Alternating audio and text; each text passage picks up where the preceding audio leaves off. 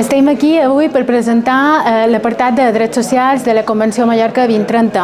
una convenció que pretén posar en valor tots aquests drets que ja hem adquirit en aquesta legislatura, però també en el mateix temps ampliar-ne de nous drets per poder garantir la millora de vida de les persones i tenint com a eix fonamental el que és la inclusió social de manera integral. Volem fer de Mallorca una illa cuidadora, una illa que tingui cura de les persones, que sigui de progrés i que en el mateix temps sigui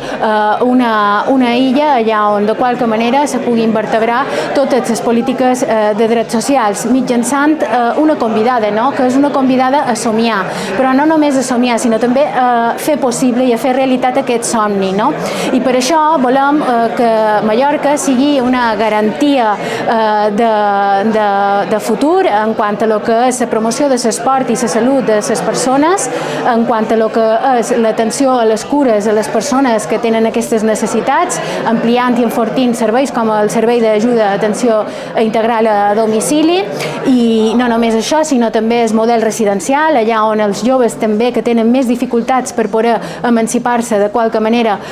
puguin fer el seu projecte de vida amb l'ajuda de programes específics a través del Consell de Mallorca, però a més el que pretenim és una Mallorca més igualitària, més justa, allà on se tinguin en compte a través de la prevenció, a través de la formació, a través de majors recursos en els ajuntaments,